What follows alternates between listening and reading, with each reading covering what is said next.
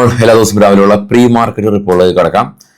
ഇന്നലെ നമുക്ക് രണ്ട് ഇൻഫ്ലേഷൻ ഡേറ്റ ഉണ്ടായിരുന്നു, ഒന്ന് ഇന്ത്യയുടെയും ഒന്ന് US-ൻ്റെയും. ഇന്ത്യയുടെ ഇൻഫ്ലേഷൻ ഡേറ്റ സ്പൈക്ക് ചെയ്തിരുന്നു. എന്നാൽ US-ൻ്റേത് പ്രതീക്ഷിച്ച വിപണി എക്സ്പെക്റ്റ് ചെയ്ത പോലത്തെ ഇൻട്രസ്റ്റ് റേറ്റ് ആയതുകൊണ്ട് തന്നെ US മാർക്കറ്റിൽ പ്രത്യേക മാറ്റങ്ങളൊന്നും തന്നെ ഉണ്ടായില്ല. 3.4 ആണ് അവിടുത്തെ ഇൻഫ്ലേഷൻ വന്നത്. ഇയർ ഓൺ ഇയർ നോക്കുകയാണെങ്കിൽ 3.5 നിന്ന് സ്ലൈറ്റ്ലി കുറഞ്ഞു. മന്ത് ടു മന്ത് നോക്കുകയാണെങ്കിൽ 0.1% ഒരു സ്ലൈറ്റ്ലി അപ്പ്. അത് എക്സ്പെക്റ്റഡ് ആയിരുന്നു. പക്ഷേ ഇന്ത്യയുടെ ഇൻഫ്ലേഷൻ സ്പൈക്ക് ചെയ്തു. RBIയുടെ ബെഞ്ച് മാർക്കിനേക്കാളും കൂടുതലാണ് ഇന്ത്യയുടെ ഇൻഫ്ലേഷൻ ഡേറ്റ വന്നത്. ക്രൂഡ് പ്രൈസ് ഹൈ ആണ്, റുപ്പീസ് വീക്കൻ ആവുന്നുണ്ട്.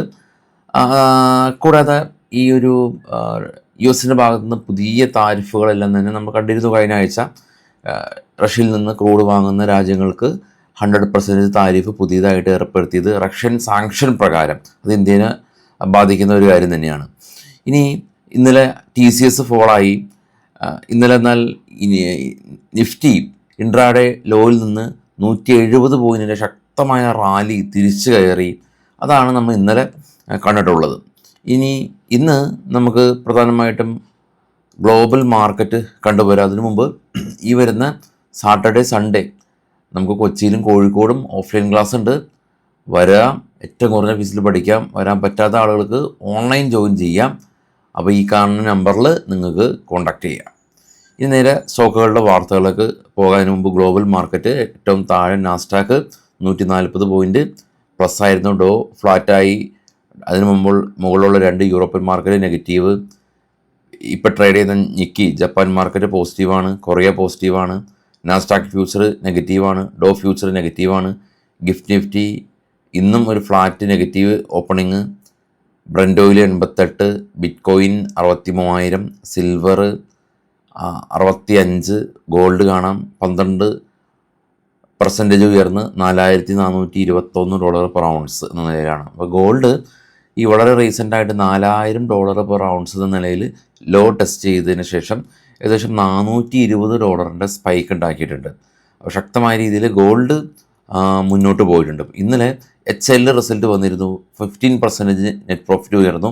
സൺ TV 17% ഒരു നെറ്റ് പ്രോഫിറ്റിൽ വർധനവ് രേഖപ്പെടുത്തിയിരുന്നു സൺ TV. കൂടാതെ ലെൻസ് കാർഡിൻ്റെ റിസൾട്ട് വന്നു.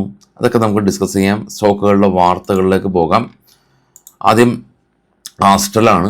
ആസ്ട്രൽ നെറ്റ് പ്രോഫിറ്റ്, ഇത് ബൈസൽ റെക്കമെൻഡേഷൻ അല്ല, net profit 51% year on year വർധനവ് രേഖപ്പെടുത്തി. അൾട്രാടെക് സിമെൻറ്റ് ഇവരുടെ പ്രൊമോട്ടേഴ്സ് ഗ്രൂപ്പ് ഈ കമ്പനിയുടെ സ്റ്റേക്ക് സെല്ല് ചെയ്ത് മാറുന്നുണ്ടെന്നുള്ള ന്യൂസ് ഉണ്ട്. ഇന്ന് കെയർഫുൾ ആവാം. Apollo hospital 38% year on year ഇവരുടെ നെറ്റ് പ്രോഫിറ്റിൽ വർധനവ് രേഖപ്പെടുത്തിയിട്ടുണ്ട്. 610 കോടി രൂപ പ്രോഫിറ്റ് കരസ്ഥമാക്കി. 441 കോടി രൂപയിൽ നിന്നായിരുന്നു പ്രോഫിറ്റ് കഴിഞ്ഞ തവണ ഉണ്ടായിരുന്നത്. Tata Motors commercial vehicle 83% year on year net പ്രോഫിറ്റിൽ വർധനവ് രേഖപ്പെടുത്തി. 2,560 കോടി രൂപ കരസ്ഥമാക്കി. Abbott India net profit 17% year on year വർധനവ് രേഖപ്പെടുത്തിയിട്ടുണ്ട്. 366 കോടി രൂപയിൽ നിന്ന് 429 കോടി രൂപയിലേക്ക് പ്രോഫിറ്റ് ഉയർത്തി. IRCTC കഴിഞ്ഞ തവണ 331 കോടി രൂപ പ്രോഫിറ്റ്, ഈ തവണ 330 പ്രോഫിറ്റ് ഫ്ലാറ്റായി. Jubilant food, Maharashtra food and drug administration അവരുടെ 5 ഔട്ട്ലെറ്റിൻ്റെ ലൈസൻസ് റദ്ദാക്കി എന്നുള്ള ന്യൂസ് ഉണ്ട്.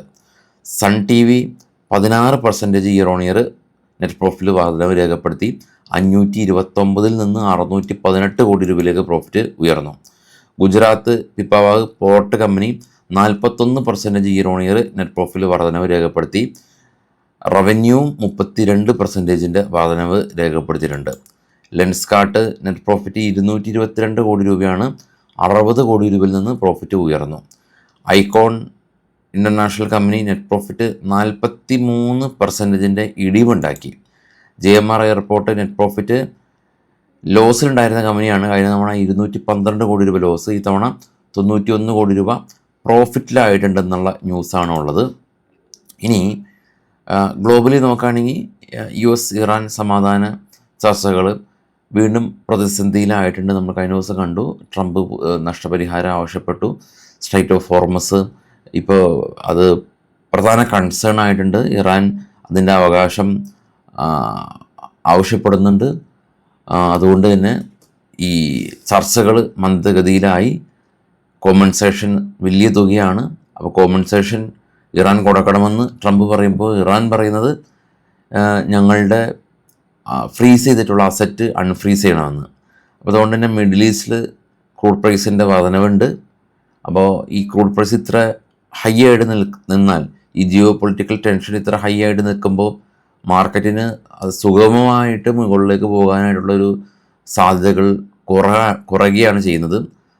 സെയിം ടൈമാണ് ഇപ്പോൾ ഇറാൻ സാങ്ഷനും കൂടാതെ തന്നെ റഷ്യൻ സാങ്ഷനും ഏർപ്പെടുത്തിയത് റഷ്യക്കും ഇന്ത്യക്കും ഒരേപോലെ തന്നെ അത് പ്രശ്നമാവുന്ന ഒരു കാര്യം തന്നെയാണ്. ക്രൂഡ് വില കുറയുന്നില്ല, $88 പെർ ബാരൽ എന്ന നിലയിൽ നിൽക്കുകയാണ്. അപ്പോൾ ഈ ഒരു ജിയോ പൊളിറ്റിക്കൽ ടെൻഷൻ ഉള്ളതുകൊണ്ടാണ് ഗോൾഡിൻ്റെ വില സ്പൈക്ക് ചെയ്യുന്നത്. കൂടാതെ തന്നെ US 10-year ബോണ്ട് ഈൽഡ് 4.69 എന്ന നിലയിലേക്ക് ഉയർന്നിട്ടുണ്ട്. അപ്പോൾ US ബോണ്ട് ഉയരുമ്പോൾ സ്വാഭാവികമായിട്ടും ഈ നിക്ഷേപകർ ഇക്വിറ്റിയിൽ നിന്ന് ഫണ്ട് ഈ ബോണ്ടിലേക്ക് വകമാറ്റും. അതിപ്പോൾ US നിക്ഷേപകരല്ല, ഇന്ത്യയിലുള്ള FIIs നോക്കുമ്പോൾ ഇന്ത്യൻ നിഫ്റ്റി ഇത്ര അധികം റിട്ടേൺ നൽകുന്നില്ല. എന്നാൽ അവരുടെ നാട്ടിലെ ബോണ്ട് ഏകദേശം 4.69% ഒരു നേട്ടം ഉണ്ടാക്കേണ്ടതെന്നുള്ള ന്യൂസ് ഉണ്ടാകുമ്പോൾ ഫണ്ട് അങ്ങോട്ട് ആകർഷിക്കപ്പെടും. അപ്പോൾ അതുകൊണ്ടാണ് ഇന്ത്യൻ ഗവൺമെൻറ് നമ്മുടെ GSECലുള്ള പ്രോഫിറ്റിൽ മേൽ ടാക്സ് FIIsന് റദ്ദാക്കിയിട്ടുള്ളത്. അപ്പോൾ അതുകൊണ്ട് അത് കോമ്പൻസേറ്റ് ചെയ്യുമെന്നാണ് എക്സ്പെക്റ്റ് ചെയ്യുന്നത്. എനിവേ ഇത്തരത്തിലുള്ള കാര്യങ്ങളാണ് ഗ്ലോബലി ഇപ്പോൾ നമുക്ക് ചർച്ചാ വിഷയമായിട്ടുള്ള കാര്യങ്ങൾ. അപ്പോൾ വൈകിട്ട് കാണാം. Thank you all.